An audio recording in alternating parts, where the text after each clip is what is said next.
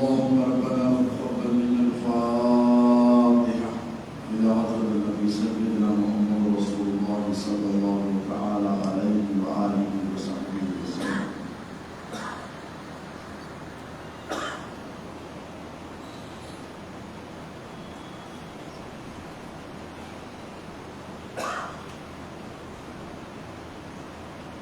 قال الله تبارك وتعالى في شأن أزواج حبيبه الكريم: إن الله وملائكته يصلون على النبي يا أيها الذين آمنوا صلوا عليه وسلموا تسليما.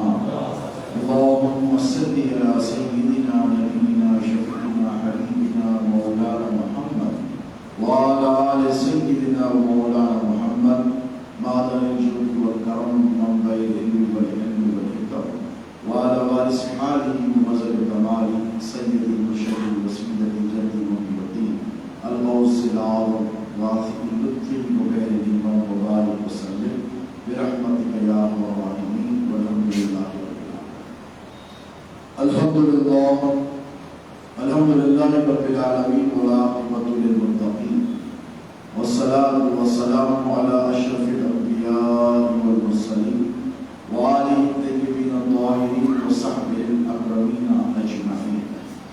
أما بعد، قال الله تبارك وتعالى في القرآن المجيد والفرقان الحميد: فأعوذ بالله من الشيطان الرجيم بسم الله الرحمن الرحيم.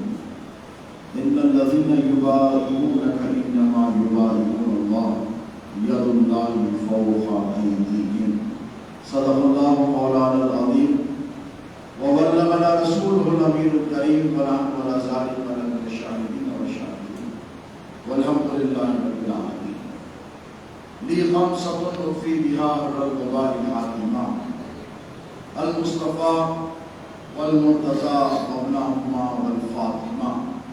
میرے لیے یہ پنجتن ہے دافع رنج و بلا، شاہ خدا شیر خدا حسن و حسین و فاطمہ. اور نہیں ہے دوسرا تم سا کوئی محبوب سبحانی، محمد کا علی کا فاطمہ کا راحت جانی. اور تو ہے حسنین کا بے شبہ شبہ نور نورانی، تیری میراث ہے مشکل کشائی یا حسن ثانی. پہلے پنجتن کر دے میری مشکل کی آسانی. اور نبوت تیرے گھر کی ہے، امامت تیرے گھر کی ہے، کرامت تیرے گھر کی ہے، شہادت تیرے گھر کی ہے. بہر صورت بچا لینا یہ عادت تیرے گھر. سبحان اللہ سبحان اللہ. بہر صورت بچا لینا یہ عادت تیرے گھر کی ہے. تو ہی ہر طور سے کر دے میری مشکل کی آسانی. اور ہمارے دین کی حقانیت کے دونوں شاہد، ہمارے دین کی حقانیت کے دونوں شاہد ہیں معین الدین اجمیری، محی الدین جیلانی. بے شک معین الدین اجمیری، محی الدین جیلانی.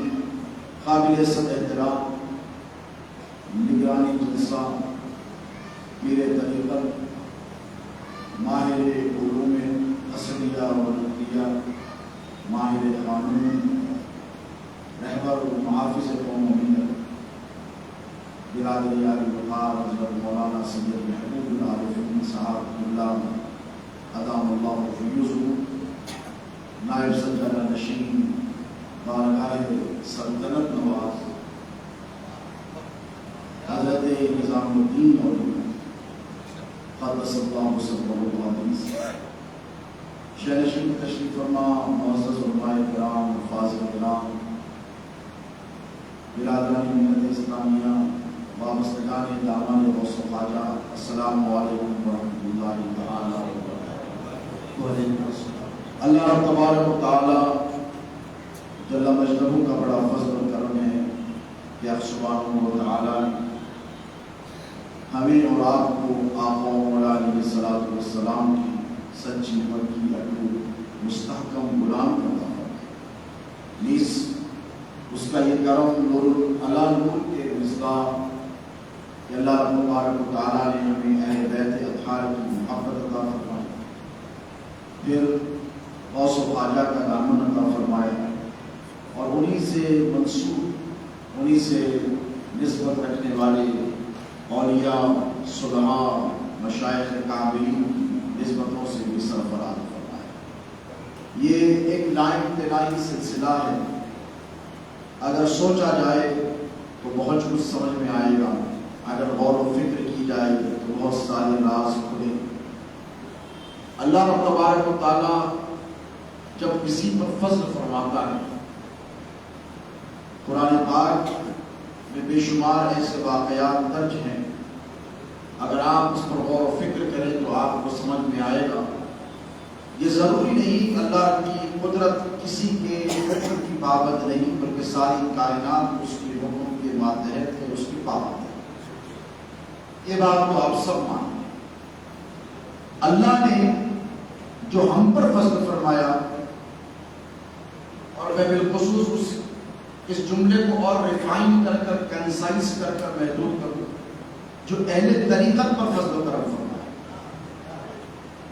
चाहे वो क़ादरी हो, चिश्ती हो, सागरी हो कि निज़ामी हो, सोहरवर्दी हो कि रफ़ाई, कोई भी सिलसिला हो, इन सिलसिले वालों पर जो अल्लाह का फज़्ल और करम है, इस फज़्ल और करम में ये सिर्फ सिलसिले वाले ही शामिल हैं, इनके अलावा कोई इसमें दाखिल बोलिए नहीं है। आप बोलेंगे कैसे?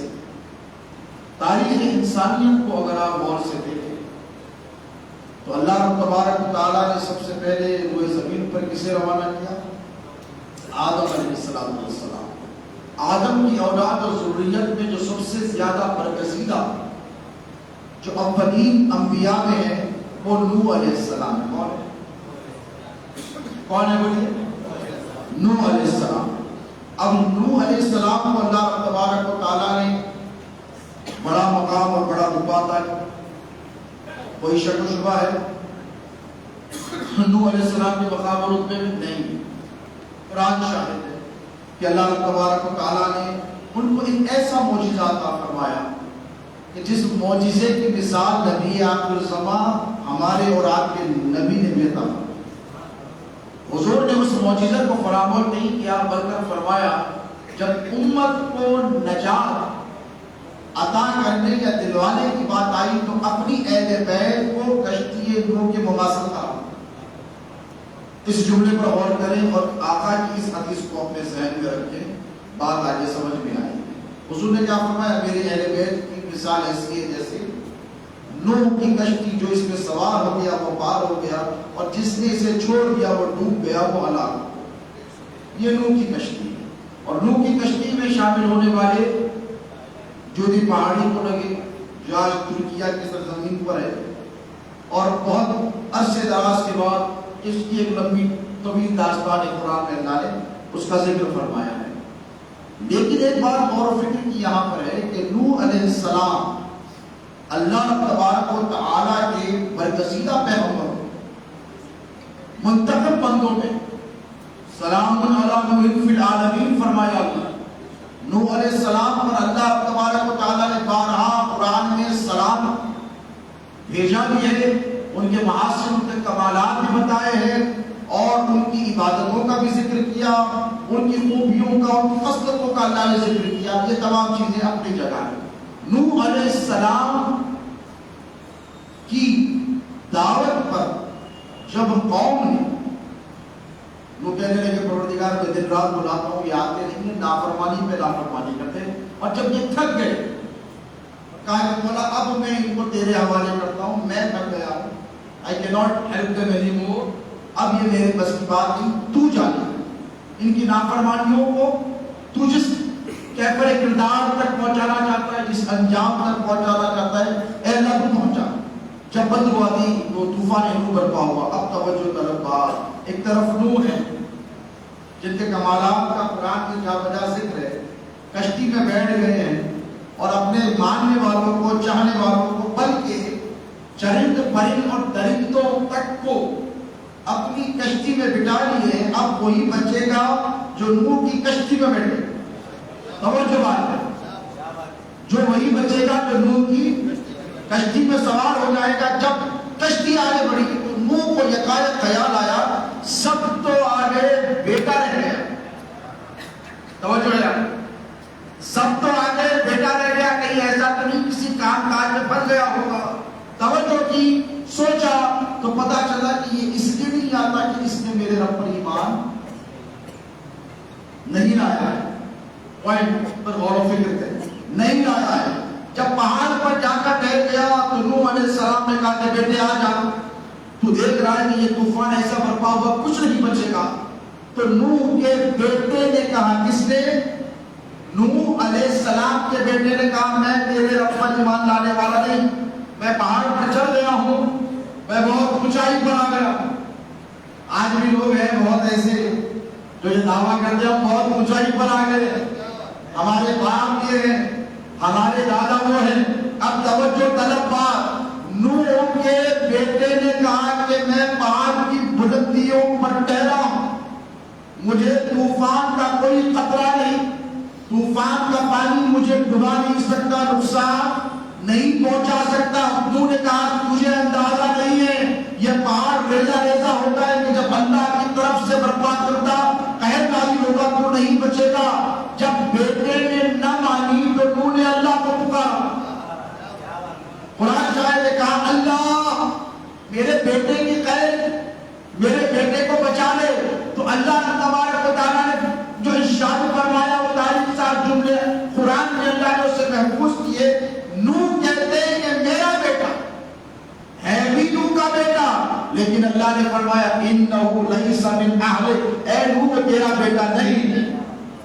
توجہ ہے آپ کی، اے نوح تیرا بیٹا نہیں ہے، اس لیے کہ وہ نہ صرف تیرا نافرمان بلکہ تیرے رب کا بھی نافرمان ہے۔ وہ تیرا بیٹا ہوا تو کیا ہوا، ہم نے تیری ذریت میں، تیرے نسب میں، تیری اولاد میں اس کو شامل کیا تھا، ہم ہی اس کو نکال کر پھینک دیتے۔ طوفان آیا، ڈوب گئے، قرآن پڑھیں تفصیل آپ کو پتا چلے گی۔ اب میں نے آپ کے سامنے یہ واقعہ اس میں رکھا کہ نوح جیسے برگزیدہ پیغمبر کے بیٹے کو اللہ رب تبارک و تعالی محض اس کے نبی اور اس کی نافرمانی کی پاداش میں ایسی سزا دی کہ نبی ہے، رسول ہے، اللہ کے برگزیدہ پیغمبر ہے، اب ان کی آنکھوں کے سامنے ان کا بیٹا ڈوب گیا اور ہلاک ہو گیا، ہلاک ہو گیا اور ڈوب گیا۔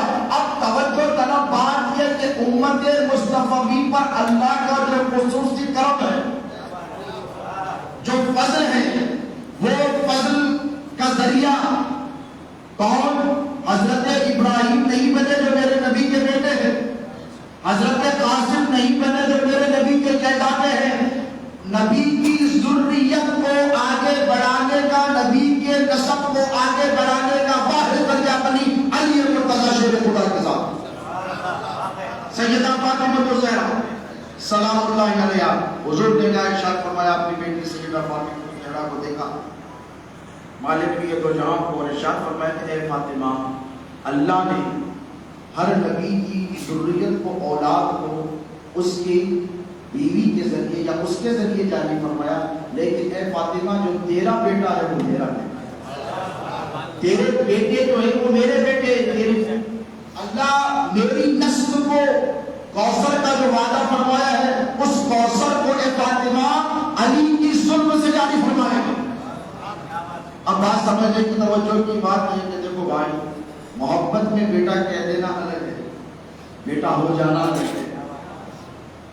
دیکھیے اسلام میں حضرت زید بن حارثہ کا واقعہ ہے، اس پر بیچ میں وبال ہوا، حیدرآباد کے ایک شیطان ملعون راجہ سنگھ نامی شخص نے بڑا وبال کیا تھا۔ علماء اس بحث کو جانتے ہیں، اہل علم اس کے بارے میں بات ہوتے ہیں۔ حضور نے کہا کہ یہ میرا منہ بلا بیٹا ہے، زید بن حارثہ کو کہا کہ یہ میرا منہ بلا بیٹا ہے، کیونکہ وہ خدمت میں رہتے تھے، ان کی داستان بھی بڑی خوبصورت ہے۔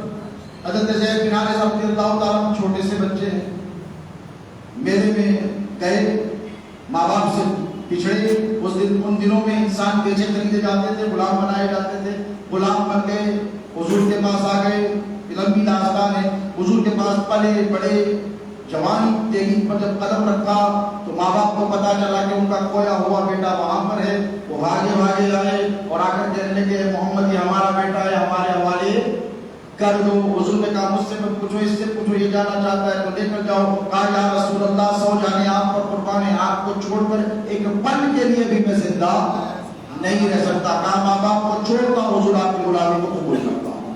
حضور نے کہا میرا منہ بولا بیٹا. اللہ نے کہا محبوب منہ بولا بیٹا بیٹا نہیں ہوتا. منہ بولا بیٹا بیٹا نہیں ہوتا.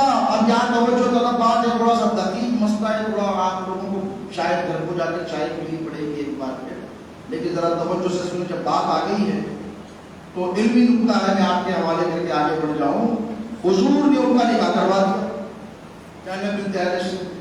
اب ان کا جب نکاح ہو گیا تو اللہ کے رسول علیہ الصلوۃ والسلام کو یہ بات کہا کہ تیرا ملتے رہی کہ دونوں کے بیچ میں البن ہو, میاں بیوی کے درمیان لڑائی جھگڑا ریلا اختلافات ہوتے ہیں اور یہ بنتی نہیں ہے. کیوں اس لیے نہیں بنتی کہ یہ اکثر لوگ حضور کی غلامی میں گزارنا چاہتے ہیں. اب ان کی جو منقوحہ تھی ان سے جب بعض اختلافات کی پڑی تو طلاق تک نوبت آ گئی اور دونوں کے بیچ میں خلا ہو گیا, سپریشن ہو گیا. اب اللہ کا حکم آیا کہ وہ جو منہ بولا بیٹا تھا اور ہم نے کہا کہ وہ منہ بولا بیٹا بیٹا نہیں ہوتا تمہارا, اب محبوب تمہیں اس کی بیوی سے نکالا جو بیوی نہیں رہی ضروریت سے. ایک تحقیق مسئلہ ہے, بتا رہا ہوں آپ کو. کیوں بتا رہا ہوں؟ تاکہ اہل بیت کا مقام سمجھ میں آئے. بیٹا کسے کہتے ہیں وہ سمجھ میں آئے, اولاد کسے کہتے ہیں سمجھ میں آئے, نسب کسے کہا جاتا ہے وہ آپ کی سمجھ میں آئے. حضور نے کر لیا یہ اللہ کی طرف سے حکم تھا, یہ انسانیت کو آج تک بات تک کے نہیں آئی, اس لیے نہیں آئی. قرآن کا قانون اٹل ہے کہ محبوب کو بولا بیٹا بول لینے سے بیٹا نہیں ہوتا. ادھر حضور نے فرمایا کہ اے بیٹی فاطمہ تیرے بیٹے میرے بیٹے. اب جب یہ فرمایا تو اللہ نے قرآن کی آیت کو نازل, علماء بیٹے ہیں یا مشائخ بیٹے ہیں یا سادات بیٹے نہیں کہا. اللہ کے رسول علیہ الصلوۃ والسلام نے ارشاد فرمایا میری ذریت کو اللہ نے علی کی صلب میں رکھا ہے. لوگ تعجب کرتے ہیں کیسے رکھا ہے, یہ کیسے ہو سکتا ہے. معترضین کو اعتراض ہوتا ہے تو میں نے کہا معترضین سے اعتراض کرنے والوں سے جاؤ ذرا جا کر قرآن سے پوچھو کہ مریم کے گود میں عیسیٰ کیسے پیدا ہوا. ارے جب بغیر باپ کے آ سکتے, اللہ اس پر قادر ہے کہ نہیں بولیے, اللہ اس پر قادر ہے کہ نہیں. مریم کی کوکھ سے عیسیٰ کو پیدا کیا بغیر باپ کے, آدم کو پیدا کیا بغیر ماں باپ کے, اور نبی کو بیٹے عطا فرمائے تو علی کی صلب سے اس کو لاگو فرما. اس پر اللہ تبارک و تعالیٰ قادر ہے. اب جب ظاہر فرمایا حضور نے کہا کہ یہ میرا نسب ہے, ادھر نوح نے کہا یہ میرا بیٹا ہے. توجہ ہے, ادھر نوح نے کہا یہ میرا بیٹا ہے بچا کے, تو اللہ نے کہا انہو لیس من اہلک, اے نوح یہ تیرا بیٹا نہیں, میں نے تیری ذریت سے تیرے خاندان سے اس کو خارج کر دیا ہے. لیکن جب نبی کے بیٹوں کی بات آئی تو نبی نے یہ نہیں کہا کہ مولا میری اولاد کو صاف رکھ, میری اولاد کو ستھرا رکھ, میرے نسب کی حفاظت فرما, حسین کی حفاظت فرما, حسن کی حفاظت فرما, فاطمہ کی حفاظت فرما. نہیں, اللہ نے تو فرمایا انما یرید اللہ لیذھب عنکم الرجس اہل البیت ویطہرکم تطہیرا. یہ محبوب اللہ نے ارادہ کر لیا ہے, یہ اللہ کا فیصلہ ہے کہ تمہاری یاد سے ہر قسم کی گندگی کو دور رکھے گا. ان جملوں پہ غور کرے گا, کرے گا ہر قسم کی گندگی کو دور رکھے گا, دور کرے گا نہیں. اب اللہ نے یہ ذمہ داری خود لی, نہ جبرائیل کو دی, نہ میکائیل کو دی, نہ اسرائیل کو دی, نہ اسرافیل کو دی, یہ ذمہ داری خود لے لی. اب دیکھ نبی کے گھرانے پہ جو تواتر ہے اور اہل سنت پہ بالخصوص اہل طریقت پر جو کرم ہے, اللہ نے فرمایا کہ یہ دونوں کی ذمہ داری میری ہے, حسن کی اور حسین کی علیہ السلام. اب یہ دونوں کے قریب نہ اقتدار کی بھوک آ سکتی ہے, نہ دنیا کی دولت آ سکتی ہے, نہ لالچ آ سکتا ہے, نہ گناہ آ سکتا ہے, نہ معصیت آ سکتی ہے, نہ کوئی قسم کا کبر آ سکتا ہے, نہ نقوت آ سکتی ہے, نہ کسی سے عداوت آ سکتی ہے, نہ لالچ آ سکتا ہے, نہ آپس آ سکتا ہے. کوئی برائی قریب آ ہی نہیں سکتی, کوئی برائی قریب آ ہی نہیں سکتی. اب یہ جب سلسلہ چلا تو جب اللہ نے دیگر انبیاء پر فضل فرمایا تو ایک پشت میں, پہلی ہی پشت میں کرم اور فضل کے دروازے اوپر بند کر دیے. تبھی تو تو کا بیٹا بولیے ڈوب گیا. لیکن اللہ کی عزت کی قسم, اللہ کو اپنے محبوب ہمارے نبی خاتم النبیین سید الاولین والآخرین سیدنا محمد مصطفیٰ تجھ پر جو صبح قیامت تک تیری آل اور اولاد اور فطرت پر بلکہ ان کے متبعین پر تک یہ فضل کے دروازے بند نہیں کیے جائیں. ہم ان کی حفاظت فرمائیں. ہم ان کی حفاظت اور کیسے حفاظت ہوتے ہیں. یہ سادات کرام کا ادب اور احترام ایسے ہی نہیں ہے دوستو. جو کرتے ہیں نا ان کو معلوم ہے انہیں کیا ملتا ہے. عشق جو کرتا ہے اسے ہی عشق کی کیفیات معلوم ہے. اور عشق کرنا مردوں کا کام ہے دوستو. مردوں سے عشق نہیں کرتا.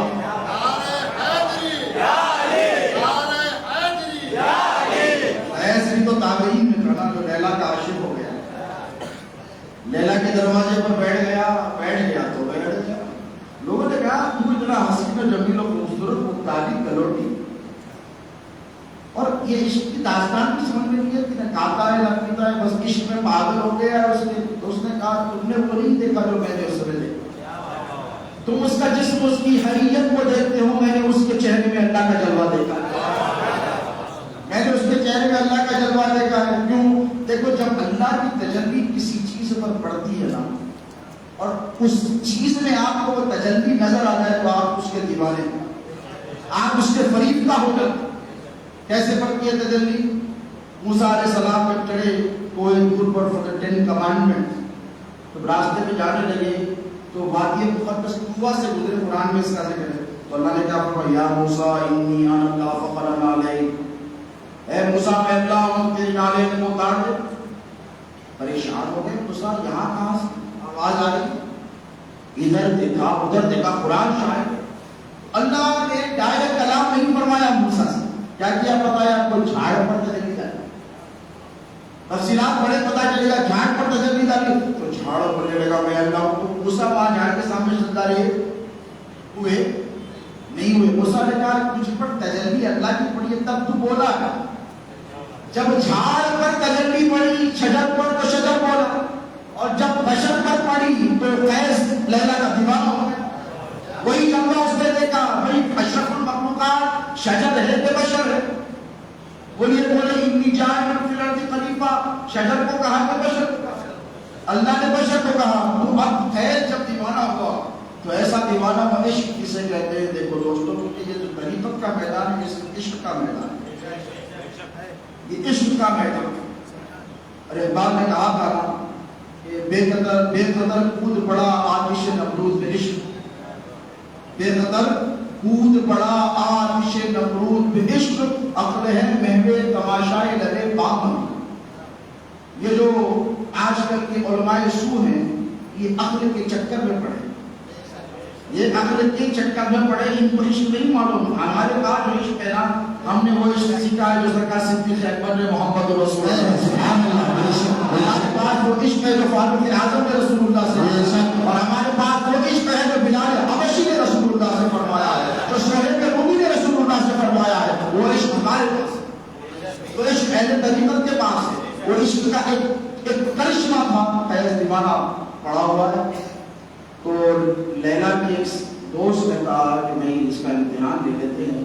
تو جب لوگوں کو معلوم ہوا کہ دیوانے جو ہوتے ہیں نا ان کا بھی بڑا نام ہوتا ہے, دیوانے ہوئے ہیں تو کیا نام نہ ہوگا, بہت نام ہوتا ہے. لوگوں میں شہرت ہوئی کہ لیلا کا ایک ایسا دیوانہ ہے شہزادی کا جو پڑا رہتا ہے جب تک نہ کھاتا ہے نہ پیتا ہے. تو تھوڑے روڈ سائڈ رومیوں سے آئے, انہوں نے کہا کہ وائی ناٹ فری میں عزت کے لیے اپن بھی لے لیں گے تھوڑی. اور وہ سارے بھی قیس کی طرح مماثل بن کر قیس بن کر بیٹھ گئے. نعرہ تکبیر, نعرہ رسالت, شہزادہ غوث اعظم, شہزادہ غوث اعظم, سجادہ نشین خانقاہ سرکلہ شریف. درود پاک کا نظرانہ پیش کریں. اللہم صلی علی سیدنا محمد و علی سیدنا محمد شفیعنا حبیبنا مولانا محمد. صلاۃ و سلام علیک یا سیدی یا حبیبی یا رسول اللہ. آج کی محفل یقیناً بڑی پرانی ہے, بڑی عرفانی ہے اور بڑے فیض و برکات کی ہے. اسی لیے کہ ایک طرف سرکار غریب نواز کا فیض سراسر بن کر محبوب العارفین بیٹھے, اور ایک طرف سرکار گیلانی پیر غوث اعظم دستگیر کا فیض ہے. تو یقیناً آپ لوگوں کے لیے یہ بڑی برکتوں والی محفل ہے. غازی خود اپنی مرضی سے یہاں پر تشریف لائے ہیں. میں تمام کی طرف سے آپ کا مبارک استقبال کرتا ہوں شکریہ ادا کرتا ہوں کہ ممبئی شریف سے چل کر آپ تشریف لائے گرامی کے غوث اعظم دستگیر کے خانوادے سے اللہ رب تبارک و تعالیٰ آپ کے دین اور اقبال میں ترقی عطا فرمائے۔ تو میں عرض کر رہا تھا کہ بے قدر کود پڑا آتش رنگ عشق، عقل ہے محو تماشائے لبے دام، ابھی عقل کا کام نہیں ہے دوستوں، عشق کرنا یہ مردوں کا کام۔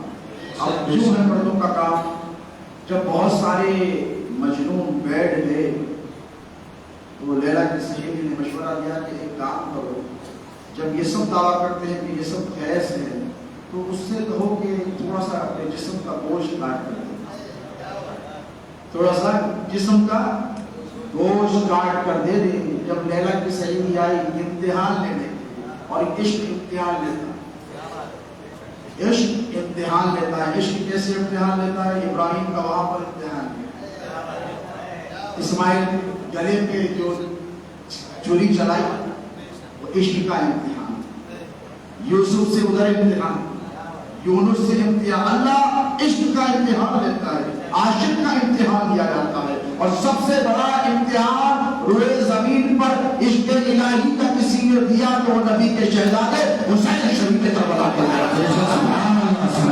وہ سب سے بڑا امتحان، وہ سب سے بڑا امتحان۔ ابراہیم علیہ السلام نے تو صرف خواب دیکھا اور اس کی تعبیر کر کے بتائی ہے میرے نبی کے شہزادے امام حسین علیہ السلام۔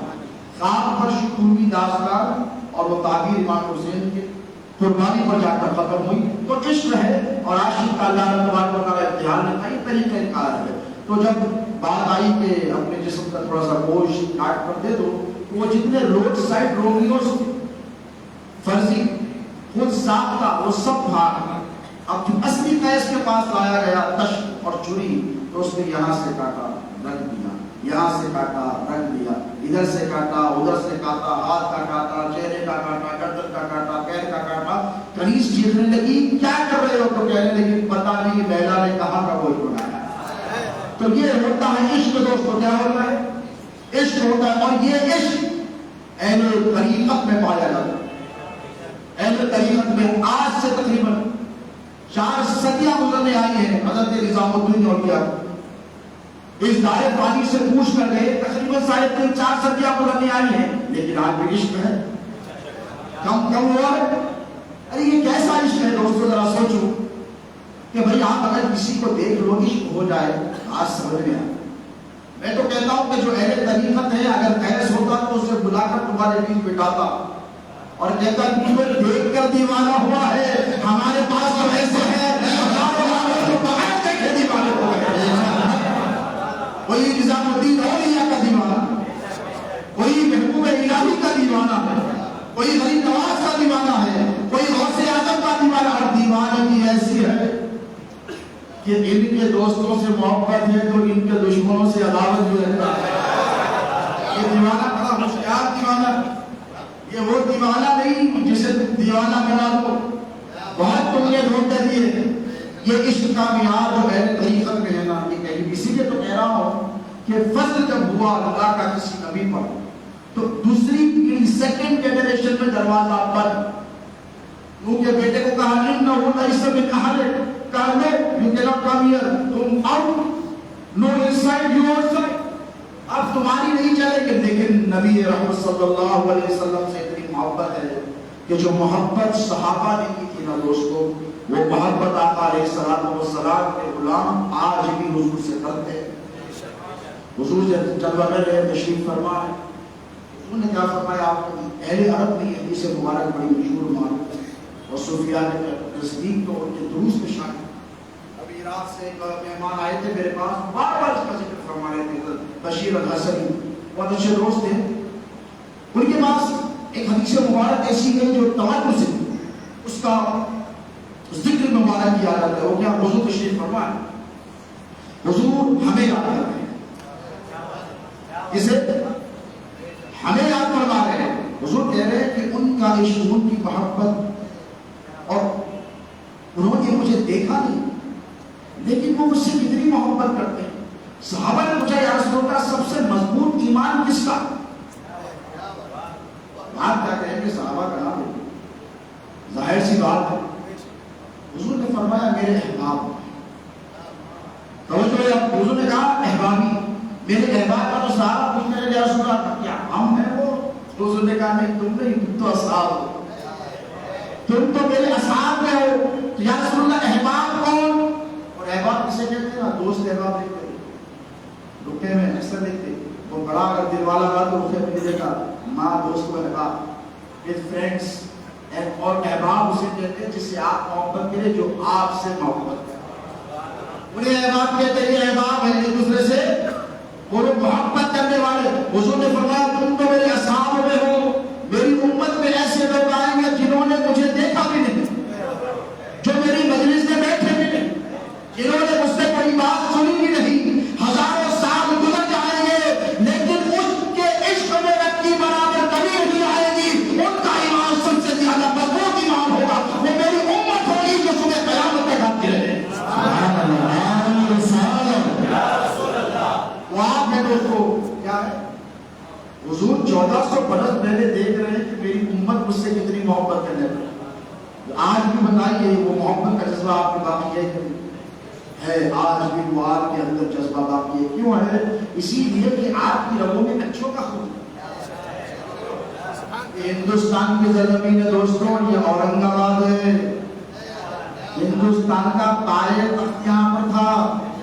اب دلی والوں سے پوچھو ان کے سینوں پہ کتنے سانپ اڑتے ہوں گے. شہنشاہ عالمگیر نے پائے تخت کو وہاں سے اٹھا کر لا کر یہاں رکھ دیا. یہ کوئی معمولی ٹرانسفارمیشن نہیں تھا. ہسٹورین سے پوچھو, مورخین سے پوچھو, تاریخدان سے پوچھو, پائے تخت اتنی آسانی سے نہیں بنتا جاتا. اورنگزیب جب اٹھا کر یہاں پر پائے تخت کو لے کر آئے تو یہ جو خطہ ہے یہ اولیاء کا خطہ ہے. کیا ہے یہ؟ محبین کا خطہ ہے. اور بادشاہوں کی ایک عادت ہوتی تھی, they always wanted the best in everything. یہی سے نکل کر گئے تھے نا آصف جان. اول تمہم تو یہی پر ہے خطابات میں, صوفم گئے سکندر جا. تو میرے جدیانہ سرکار موسیٰ قادری کے ارادت مندوں میں شامل, جنہوں نے حیدرآباد تو بس گیا تھا, سکندرآباد بس آیا. the third نظام کون تھے وہ؟ تھرڈ نظام تھے وہ. ان کی عادت کیا تھی معلوم ہے؟ ہمیشہ اچھے لوگوں کو لا کے بساتے. اب حضور کے جو جانثار صحابہ تھے حجۃ الوداع کتنے تھے؟ کم و بیش 1,20,000 سے تجاوز کر گئے. 1,24,000 کتنے تھے؟ 1,24,000 صحابہ. اب آج کے دور میں ہمارے لوگ کہاں جا رہے ہیں؟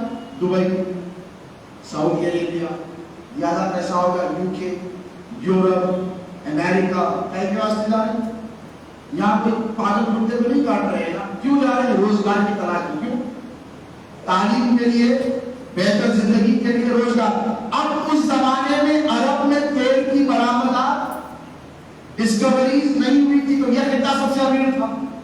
کوئی نور بھی یہی پڑھتا, عثمان بن عفان دنیا کے ریچسٹ مین تھے اور سب سے زبردست حکومت دنیا میں اگر کسی کی تھی تو عثمان بھی پاشا, محمود علی پاشا. ٹرانسپورٹیشن دنیا کا بیسٹ ان کے پاس تھا. کمیونیکیشن, ٹیلی کمیونیکیشن سب سے بیسٹ ان کے پاس تھا. ریلوے سب سے بہترین ان کے پاس تھے. دکن ایئرویز ان کے پاس تھی. اس سے پہلے کے زمانے میں ادویات ہو, دواؤں کا معاملہ ہو, میڈیکل سائنسز ہو, یہ سب ترقی کر گئی تھی. تو بادشاہوں نے کیا کیا ہے پتہ ہے آپ کو؟ وہ وفادار جو مصطفیٰ کریم کے وفادار صحابہ تھے ان کی اولادوں کو بلانا شروع کیا. پلیز کا آ جاؤ. اس ملک میں معلوم ہے کہ فلاں صاحب کے حضور سے بڑی محبت کرتے تھے, ان کی اولاد ہے, بڑی مفروض پورا کرتا, ویزا دیا, ویزا کا حکم دیا, بلا دیا. اب وہ آئے اور ہزاروں کی تعداد میں آئے. میں دعوے کے ساتھ فریق کر سکتا لیکن مجھے یقین موقع ہے اور میرا یہ گمان ہے اور کمی ہے کہ جو وفاداران رسول ہے, جو امت میں شامل ہے, وہ نہ ہو وہ انہی صحابہ کی اولاد میں.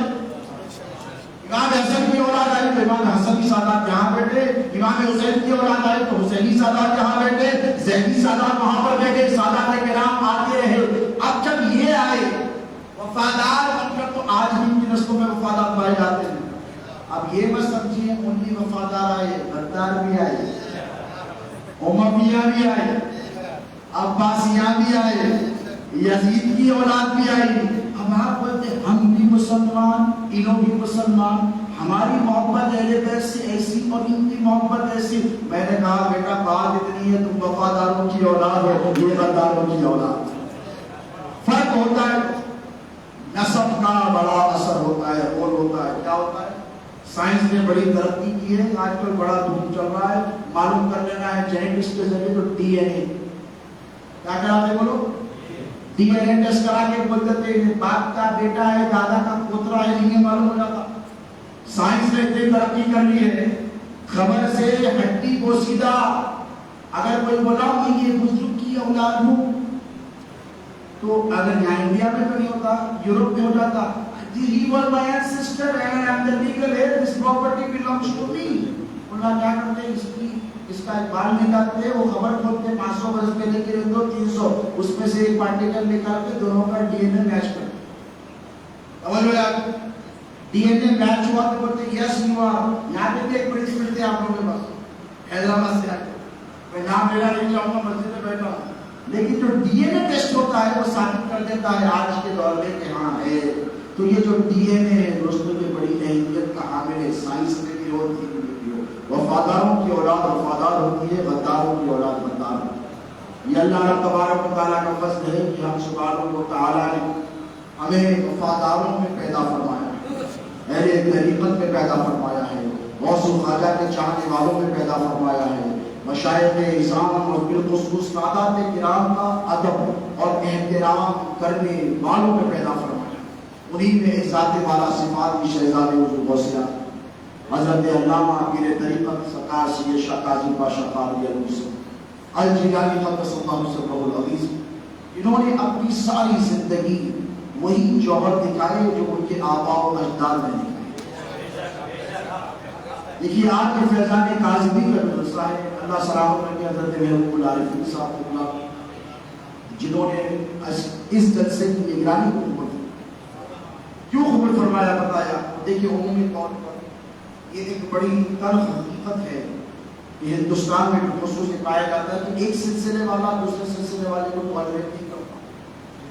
یہ چل پڑی ہے خرش, لیکن میرے جد کریم سرکار موسیٰ قادری کے 250 سال پہلے کے حالات میں صاحبزادے بھی حضرت غلام علی قادری الموسوی نے وہ فرماتے ہیں کہ ہماری حضرت کا یہ معاملہ تھا کہ حیدرآباد اور یہ دکن کے تمام مشائخ سے بڑے ادب اور احترام سے پیش آیا.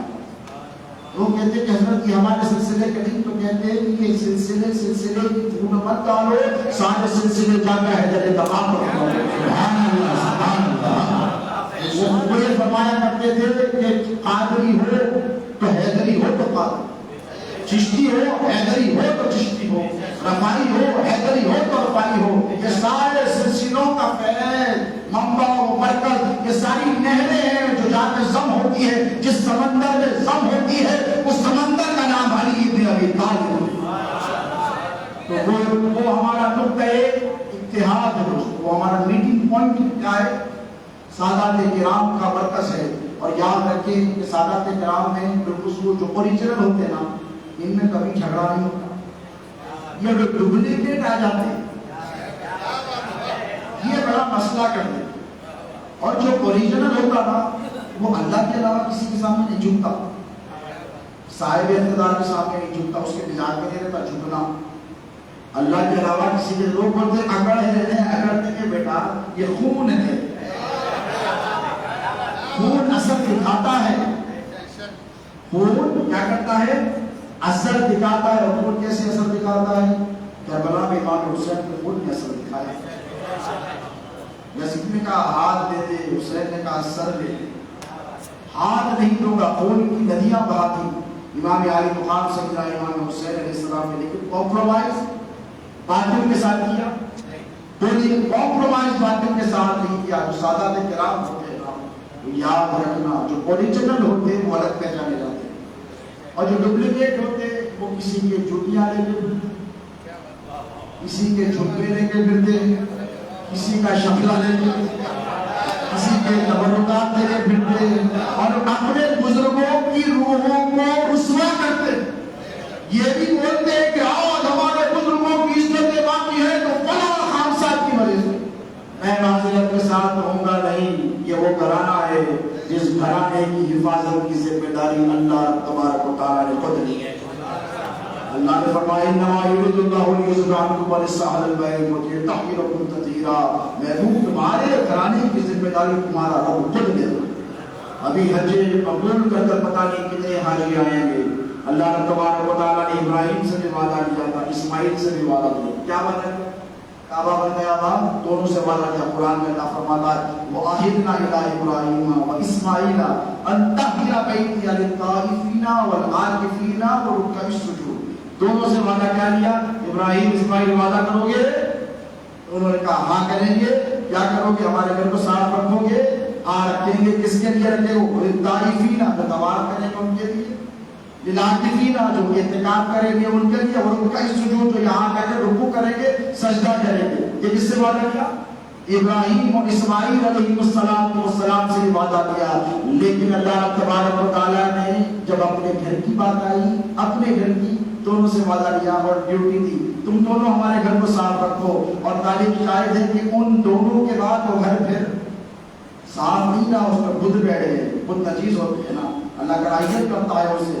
ان بتوں کو میرے نبی نے نکالا اور علی حیدر کرار نے نکالا، علی مرتضیٰ نے نکالا۔ تو جب نبی کے گھر کی بات آئی تو اللہ کے نبی نے کہا کہ اے مصطفیٰ اس سے وعدہ کرو، ان کی پاک صفائی کا حفاظت کا انتظام رکھو گے، حسن سے کہو، حسین سے کہو، ان کے بیٹوں سے کہو، زین العابدین سے کہہ دو کہ پیغام باخر تک پہنچا دو، جعفر تک پہنچا دو، موسیٰ تک پہنچا دو، کاظم تک پہنچا دو، علی رضا، تقی رضا، نقی رضا، عسکری، مہدی سب تک پہنچا دو، عبد القادر جیلانی آئیں گے ان تک بھی پہنچا دو، معین الدین ادبیری آئیں گے ان تک بھی پہنچا دو، نظام الدین اولیاء آئیں گے ان تک بھی پہنچا دو۔ نہیں نہیں نہیں، اللہ نے فرمایا محبوب ان کی حفاظت کی ذمہ داری میں تیرے حوالے نہیں کرتا، تیری نسل کی حفاظت کی ذمہ داری تیرا رب خود لیتا ہے۔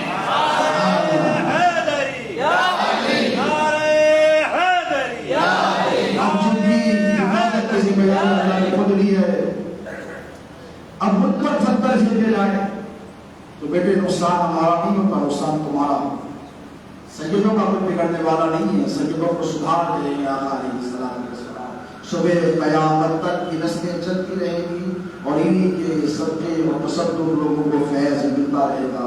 یاد رکھیں انہی سلسلے کی ایک کڑی شہزادے رسول موسیٰ، انہوں نے اپنی ساری زندگی جدوجہد میں گزاری، آسانی سے بیٹھ سکتے تھے مگر میں نہیں بیٹھے۔ آج اورنگ آباد میں تمام سلاسل کے لوگ یہاں پر موجود ہیں۔ اورنگ آباد میں اشرفیہ سلسلے کے بہت بڑے پروفیسر علامہ سید علیم اشرف IC جو ہیڈ آف ڈپارٹمنٹ ہے عربک کے، مولانا آزاد نیشنل اردو یونیورسٹی، ان کے جملے میں آپ کو پیش کروں گا۔ حضرت کی مثال پر انہوں نے فرمایا تھا کہ شہزادہ غوث اعظم حضرت خطیب بغداد کا معاملہ یہ تھا کہ ہندوستان کی تمام خانقاہوں سے ان کو محبت اور تمام خانقاہ والے ان سے محبت کرتے، چاہے چشتی ہو، چاہے نقشبندی ہو، سہروردی ہو، تیرفائی ہو، کوئی ایسا شیخ طریقت نہیں ہے جن کو یہ کہہ سکے کہ حضرت کے ان سے اختلافات تھے۔ کیوں؟ ان سب کو یہ معلوم ہے کہ حضرت خطیب بغداد نے ساری زندگی تصوف کی احیات کے لیے گزاری، درگاہ نظام کے فروغ کے لیے گزاری، معمولات مراسم جو درگاہوں پر ہوتی ہیں اس کے تحفظ کے لیے آپ وہابیت سے لڑتے رہے، جوجتے رہے، ہر طرف سے آپ پر دار ہوتے رہے، کہا یہ حرام ہے تو کہا تو سب پٹک پٹک کر مر جا، لیکن اہل سنت میں یہ رواج چل رہا ہے جس سے تو حرام کہتا ہے وہ حرام نہیں، اسے ثابت کر رہا ہے۔ اسے بدعت کہا گیا، جسے بدعت کا خرافات کا نام دیا گیا۔ بابا کے دہل ممبر رسول پر ٹہر کر چیلنج کیا، وہی ہمت، وہی عزم، وہی استقلال، وہی حوصلہ، اسی کی روح پھونکنے کے لیے آج جلسے فیضانی کاظمی کا انعقاد عمل میں لایا ہے۔ اور حضرت اپنے لیے طرح کبھی نہیں لڑے دوستو، یاد رکھیں۔ حضرت کا معاملہ یہ تھا کہ جب فرماتے اور جب فرمانے پر آتے تو کسی سے ڈرتے نہیں اور کسی قسم کا کوئی منافقت حضرت کے مزاج میں نہیں۔ اکثر فرمایا کرتے تھے کہ مولوی ہوں چندہ نہیں کرتا، پیر ہوں چوچا نہیں۔ یہ ایک جملہ ایسا تھا جو بظاہر لوگوں کو چبھتا تھا، لیکن اگر دیکھو صوفیاء کے اور علماء کے عارفین کی اقوال پر غور کرو تو ایک جملے سے کئی راہ برآمد ہو۔ غور کرنے والے پر ہے کیا فرمایا، مولوی ہوں چندہ نہیں، اس کا مطلب یہ نہیں کہ چندہ کرنے والوں کو برا کہتے، اس کا معنی اور مطلب یہی کہ چندے کو میں نے اپنا دھندا نہیں بنایا. چندہ کرو، صحابہ نے بھی کیا، چندوں میں ضرورت پڑی حضور نے بھی بلایا آؤ، لیکن صرف چندہ ہی کرتے ہو، دین کا کام بھی نہ ہو. آپ تعویذ تشتری کرو لیکن صرف 24 گھنٹے یہی کرتے ہو. صبح اٹھے لائنا، دوپہر ہوئی لکیرا، رات ہوئے فریدے. میں نے کہا یہ اولیاء اللہ نے 24 گھنٹے نہیں کیا ہے، ٹھیکری پر لکھ کے دی تو 70 عطا ہوا. یہ بزرگوں کا کرم ہے. کلچے کھلا دیے تو 7 پشتوں کو حکومت کروا. یہ بزرگوں کا کرم ہے. لیکن 24 گھنٹے یہی نہیں کرتے رہے. ان کی زندگیوں کو دیکھو، ان کی زندگی میں جدوجہد تھی، کڑاکے کی سردی ہو کہ گرمی ہو، فجر کی نماز پڑھتی ہے، تہجد پڑھتی ہے، پڑھتی ہے. آپ کبھی گمان تصور کر سکتے ہیں کہ کسی ولی نے اپنی زندگی میں کوئی نماز قضا کی ہو؟ بولیے نہیں. قضا ان کے ماننے والے مقتدین ہیں، ہے کہ نہیں بتائیے. کوئی نظام الدین اولیاء کا غلام ہے، یہاں پر کوئی شاہ نور نبی کا غلام ہے، کوئی سلسلہ قادریہ والا بیٹھا ہے، کوئی چشتیہ والا بیٹھا ہے. یہ سوچیے کہ ہمارے جو اسلاف کی جو تعلیمات تھی ہم نے اس سے روکرداری اور انحراف کیا ہے، جس کی وجہ سے باہر والوں کو بولنے کا موقع ہے. یہ تو اللہ کا بڑا فضل ہے کہ اورنگ آباد کی سرزمین پر اللہ نے نبی کی یاد میں ایک ایسے شہزادے کو تیار کیا ہے. اس کالے کالے غلاف ہونے والے کعبے سے لے کر اس کالی مسجد تک ماشاءاللہ وہاں پر بھی علی کا راج تھا، یہاں پر بھی علی کی اولاد. اور یہ ذمہ داری سادات کرام ہی کی ہے. یاد رکھنا کیا ہے، سادات کرام ہی کی ہے. یاد رکھیے اللہ کے رسول نے فرمایا میں میری اہل بیت کو چھوڑ جا رہا ہوں اور ان کو غور سے دیکھو، ان کے قداموں کو پکڑ کر رکھو اور ان کی کشتی میں بیٹھ جاؤ. کیا کرو؟ کشتی میں. تو یہ ساری کشتیاں لے کر آئے. اور کشتی کی ضرورت کب پڑتی؟ پانی ہونا، طوفان بھی ہونا. نوح علیہ السلام کو اللہ حکم دیا کئی سال تک کشتی بنا لو. 2500 منٹ ڈوبے ہو رہے، ان کو کیا ہو دماغ جلاتے ہیں کیا پانی کے لیے کشتی بنا لے. طوفان آخری سمندر نہیں ہے جہاں سے تنوع میں سے پانی برابر ہوا اور نوح کشتی بنا رہے. کئی منزلہ 100 فیٹ کی اس کی ہائٹ ہے، لیکن لوگوں کو معلوم ہے طوفان آنے والا ہے. حضور کیا فرمائے؟ کشتی ہے میری اہل بیت. یعنی مطلب کیا ہے؟ بہت طوفان آنے والے امت میں. نوح کی امت میں ایک طوفان آیا تھا، ایک کشتی کافی تھی، اور میری امت میں بے شمار طوفان برپا ہونے والے. خارجیت کا طوفان برپا ہوگا، ناصبیت کا طوفان برپا ہوگا، وہابیت کا طوفان برپا ہوگا. پتہ نہیں کتنے ایسے گندے گندے طوفان جو ڈبونے والے ہمیں امت میں پیدا ہوں گے. اسی لیے اللہ کے رسول علیہ السلام کا یہ مزاج مبارک ہے. 1400 سال سے چھوٹی چھوٹی کشتیاں روانہ فرما رہے تاکہ طوفان آئے تو امت محفوظ رہ سکے. ایک کشتی کا نام اورنگ آباد میں نظام الدین اولیاء میں ہے، ایک شاہ نور حموی بھی ہے. گلدباد میں کیسے کیسے اولیاء کاملین ہے. ہر دور میں طوفان آتا رہا، یہ کشتی لے کر آئے اور لا کر کہا ڈوبنے والوں ڈوبو مت، ہم آئے ہیں کشتی لے کر سوار ہو جاؤ.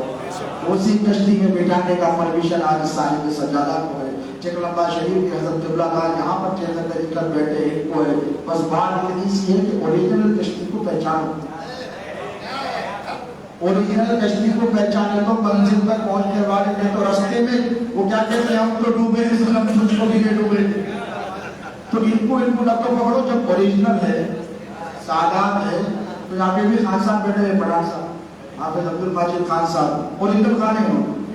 ان کی طرف دیکھیے آپ ہم سادات کرام کے سامنے کو بڑی یہ پکڑ لو. تو لوگ آپ بولتے بھائی جب سادات ہے تو پھر آپ کا کیوں پکڑنا تھا؟ بات ایسے بولیے ذمہ داری کی بات. میں کسی کی تحریر یا توہین کرنے کا میرا مقصد نہیں ہے، لیکن جب آپ کو صاف اور شفاف پانی مل رہا تو پھر میں نے کچھ پانی سے احتیاط کی. جب آپ کو ہواؤں میں بڑھایا جا رہا ہے تو پھر آپ زمین پر کیوں دیکھنا چاہتے؟ میں یہ نہیں کہتا کہ میرا ہی دامن پکڑ لو. دیکھو سلسلے طریقت میں ایسا معاملہ ہے، بس بات فرماتے ہیں کہ جس نے مجھے اپنا پیر مان لی اور کسی کا ہاتھ تھاما نہیں تو میرا صبح قیامت تک میرا ہی ہو گیا. یہ طریقہ مکروہ ہے فرمائے. یہ مکروہ انما یرید اللہ لیذہب الرجس بیت کی آیت آپ نے سنی. اس کے بعد میں نے خطبے میں جو آیت پڑھی اللہ کیا فرماتا ہے؟ محبوب جن لوگوں نے तुम्हारे हाथ पर गए। इन्नल्लज़ीना युबायिऊना इन्नमा युबायिऊना अल्लाह, महबूब तुम्हारे हाथ पर नहीं अल्लाह के हाथ पर गए।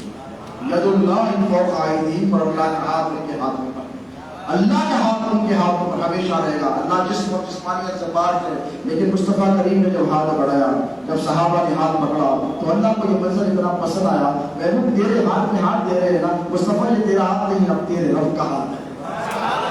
और जिसको रब का हाथ मिल जाए, जिसे रब का सहारा मिल जाए, बोलो वो रास्ते से हट सकता है, भटक सकता है, दुल्मुल हो सकता है नहीं। याद रखिए जितने सादात किराम हैं इनका कनेक्शन मजबूत है। बैठो तो मजबूत कश्ती में बैठो, ऐसी कश्ती में बैठो जो किनारे तक लेकर जाएगी और सलामती के साथ लेकर जाएगी। अगर मेरा दामन नहीं, हजरत का दामन पकड़ने में आपको थोड़ी सी ईगो का मसला होता है, तो मैं एक मशवरा देता हूँ, जाओ निजामुद्दीन औलिया की चौखट पर हाथ रखो। भाई इधर उधर वालों का डब्बो पकड़ो, गली कुछ से आ जा रहे, रंग बिरंगी कलरफुल मल्टी कलर, हमारे बाबा हमारे दादा थे तो तुम है। मैंने कहा तुम्हारे बाप दादा को जिसने करना पड़ा वो हमारे बाप दादा।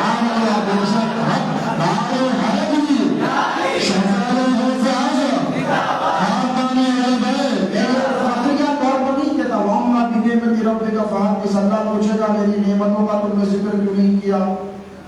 कुरान में अल्लाह फरमाता है अल्लाह की नेमतों का खूब जिक्र करो, अम्मा की नेमत रब्बी का खूब चर्चा करो। आजकल मुख्य को बैठे हुए पीछे मुँह डालते भाई क्या मसला है, हमारे है तो सब है।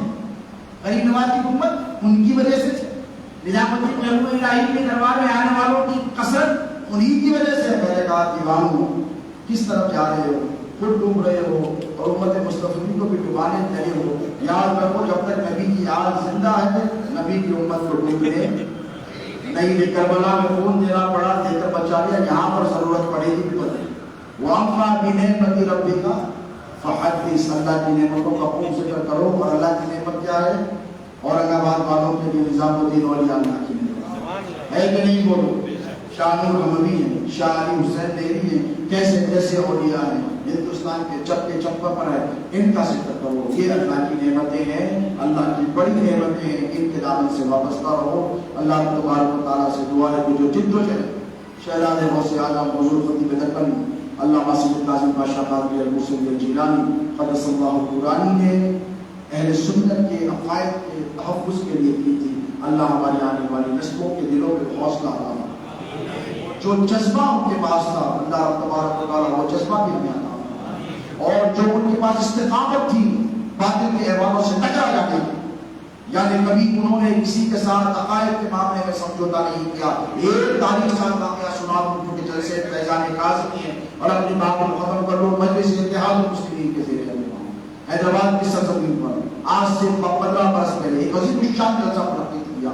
क़ादियानियत का सेंटिनरी सेलिब्रेशन, पूरे हिंदुस्तान से क़ादियानी आ रहे, पूरे हिंदुस्तान से क़ादियानी आकर हैदराबाद को अपना बेस बना रहे हैं। हजरत की रगे कादरियत और रगे हाशिमियत फड़की। हजरत ने फोन लगाया, सुल्तान सलाहुद्दीन अवैसी साहब उस बाहर आते, कहा सलाम क्या चल रहा, तामाशा क्या हो रहा? कादियानियत का जलसा हैदराबाद में, और इतने जोर से इतने शोर से इतनी हंगामा आराइयों के साथ हम क्या मर गए हैं। तो भाषा क्या चाहते हैं? कहा हजरत अवैसी साहब से बात की, मैं आपके पास रवाना करता हूँ, बात कीजिए, तरतीब बनी बात। उसके बाद अल्लाह सलामत रखे असदुद्दीन अवैसी साहब को उन्होंने जलसे का इंतजाम करवाया और कहाँ पे करवाया? दारुस्सलाम के वसीय और इस मैदान में। और उसका प्रेशर उस वक्त के chief minister YS Rajshekhar Reddy, जिसका बेटा आज आंध्र प्रदेश में हुकूमत कर रहा है, जगनमोहन रेड्डी, वायएस कांग्रेस, वो जब कांग्रेस में था वो चीफ मिनिस्टर था, उसको कहा गया कि हम इस जलसे को होने नहीं देंगे। तो कहा उनके पास परमिशन नहीं रोका जा सकता, हम प्रेशर माउंट करें। और प्रेशर माउंट करने के लिए जलसा किया गया। 1 लाख से ज्यादा लोग उसमें जमा, 1 लाख से ज्यादा लोग भी हजरत खतीब दक्कन का आपको कारनामा बता रहा हूं, क़द्दसल्लाहु पूरा बेशुमार कारनामा है, 50 साल खिदमत जिंदगी की रही, लेकिन एक कारनामा बता रहा हूं और उसमें अकीदे का तहफ़्फ़ुज़ का जौहर दिखाया था। खुदा की इज्जत की कसम ऐसी जुर्रत अली की औलाद के सिवा किसी के पास नहीं। वो जलसा हुआ, प्रेशर माउंट हुआ, 1 लाख लोग जमा हो जाना दारुस्सलाम। उसके बाद चीफ मिनिस्टर के पास नुमाइंदगी की गई اور چیف منسٹر نے اسپیشل آرڈرز دیے، کورٹ کو پاس کیا، ویزا رکھا گیا۔ حضرت جانتے ہیں کہ لا اینڈ آرڈر کا بہت بڑا مسئلہ ہوگا حیدرآباد میں، لہٰذا کورٹ نے کہا کہ یہ پرمیشن کو منسوخ کر دیا، اور اس نے کہا we will not be able to provide security for this system۔ Police نے اپنا عذر پیش کیا، کورٹ نے کہا اوکے، کورٹ نے کہا کنٹیکٹ میں نہیں ہے، کورٹ نے کہا تھا کہ یہ فنکشن ہونے دو۔ اس جلسے میں مختلف مکاتب میں فکر کے لوگ گئے، دیوبندی بیٹے کے شہزاد غوث اعظم کی زندگی کا پہلا جلسہ تھا کہ حضرت نے تمام مکاتب فکر کے علماء کے ساتھ اسٹیشن، حضرت کہتے تھے میں آتا ہی نہیں، جاؤ میں نہیں آتا تمہارے جلسوں میں، تم میرے جلسے میں بتاؤ۔ وہ ذوالفقار حیدری تھے، وہ کبھی کسی سے کمپرومائز کرنے والے نہیں تھے، لیکن اب جب ملت اسلامی اور ختم نبوت کے تحفظ کی بات آئی تو زندگی میں پہلی بار دارالسلام کے اسٹیج پر شہزاد غوث اعظم حضور خطیب دکن علامہ سید ناظم پاشا قادری تشریف لے کر گئے۔ اب سارے دیکھ رہے ہیں، اہل حدیث والے بھی بیٹھے ہیں، دیوبندی بھی بیٹھے ہیں، نجوی بھی بیٹھے ہیں، قاسمی بھی بیٹھے ہیں، سلفی بھی بیٹھے ہیں، بریلوی بھی بیٹھے ہیں، حیدرآباد کے بھی بیٹھے ہیں، نظامی بھی بیٹھے ہیں، ہر مکتب فکر کا حامی بیٹھا ہے۔ کہنے لگے واہ آج تو ہو گیا کام، کاظم پاشا زندگی پر ہمارے کو بائیکاٹ کرتے تھے، آج ہماری صف میں بیٹھ گیا، آج ہماری صف میں بیٹھ گیا۔ اس زمانے میں ایک اور ایک مولانا تھے عاقل صاحب، انہوں نے بڑے زندگی پر تو مخالفت ہوتی رہی تھی، لیکن آج ہمارے ساتھ بیٹھ گئے۔ لیکن شہزاد غوث اعظم کے تیور دیکھو، یہ وہی خون ہے امام حسن اور امام حسین کے رگوں میں بشمار ہے۔ شہزاد غوث اعظم جب کتاب کے لیے آئے،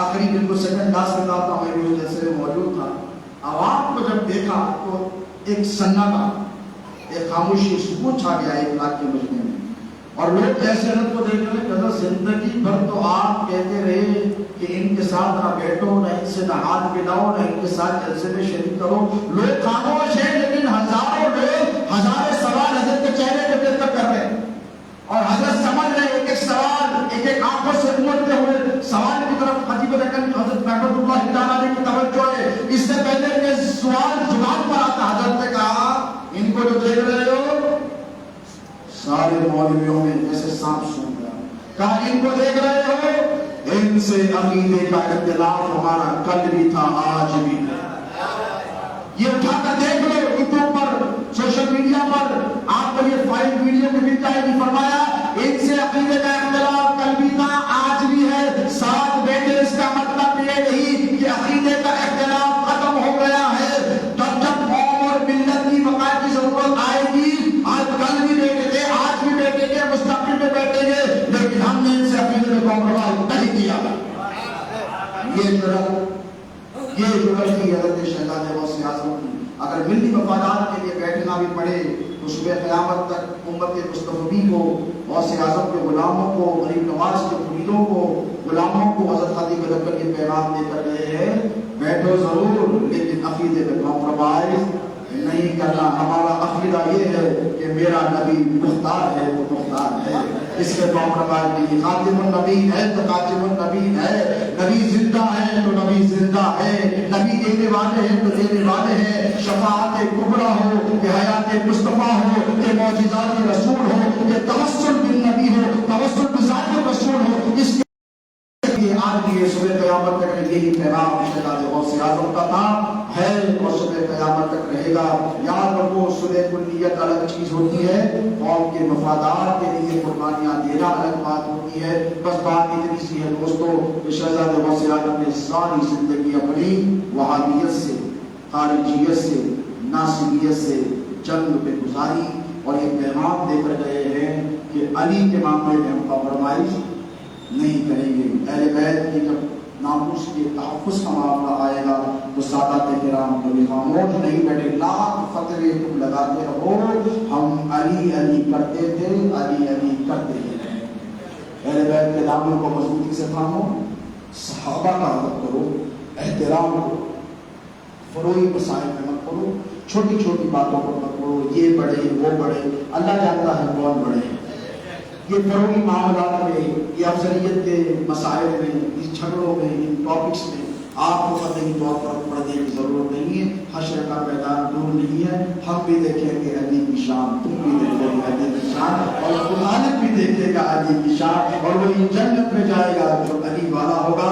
علی والے بن جاؤ، نبی والے بن جاؤ، غوث و خواجہ والے بن جاؤ۔ اللہ تبارک و تعالیٰ شہر اورنگ آباد میں رہنے والے تمام سادات کرام، مشائخ اعظام بالخصوص حضرت سید محبوب العارفین محبوب میاں صاحب اللہ کی دراز فرمائے، آپ کے خانوادے کے فیوز و برکات کو آپ کے ذریعے جاری و ساری فرمائے، شب قیامت تک آپ کی نسل در نسل سے ہی فیوز و برکات جاری و ساری رہتے رہے۔ حضرت قبلہ کے لیے بھی میں دعا کروں کہ پروردگار آپ کو پورے اقبال میں ترقی عطا فرمائے، غوث اعظم کے فیوز و برکات کو آپ کے ذریعے جاری و ساری رکھے، شب قیامت تک جاری و ساری رکھے۔ میں تمام مریدین سلسلہ بالخصوص ہمارے شہباز قادری ہیں، افضل قادری ہیں، اور ان کے جو رفقا ہیں، شیخ زبیر یہاں پر بیٹھے ہیں، تمام ہمارے سید جمیل صاحب مرحوم ہیں جو انہوں نے اس جلسے کے لیے بڑی محنت کی ہے۔ اللہ تبارک و تعالیٰ، میں اتنی پیر بھائی کا نام بول رہا ہوں تو معاف کرنا، ایک ایک پیر بھائی کے ساتھ 100 پیر بھائی ہو جائیں، بات سمجھ میں آ جائے گی۔ اللہ سب کو جزائے خیر عطا فرمائے، پروردگار آپ لوگوں کے اتحاد کو سلامت رکھے، اور میں کہوں یہ دعا کہ اللہ تبارک و تعالیٰ اس قادری اور چشتی اتحاد کو سلامت رکھے، یہ قادری اور چشتی اتحاد ہندوستان میں اہل سنت کی بقا کا ضامن بنے۔ اللہ تبارک و تعالیٰ ہمیں آقا علیہ الصلوۃ والسلام کی سچی پکی گستاخ کو غلامی عطا فرمائے، اہل بیت اطہار کی سچی غلامی عطا فرمائے، صحابہ کرام کا ادب اور احترام عطا فرمائے، غوث و خواجہ کی تعلیمات پر ہمیں صبح قیامت تک کاربند فرمائے، اور شہزادے حضور غوث الاعظم کو اللہ تبارک و تعالیٰ جزائے خیر عطا فرمائے، جو سنیت کی انہوں نے بے لوث خدمات کی ہیں، پروردگار اس کے ذریعے ان کے درجات کو بلندی عطا فرمائے، اور ان کے فیوز و برکات کے چشمے کو صبح قیامت تک جاری و ساری رکھے۔ وصلی اللہ تعالیٰ علیہ سیدنا و نبینا و شفیعنا و حبیبنا و مولانا محمد وآلہ وصحبہ اجمعین وما علینا الا البلاغ۔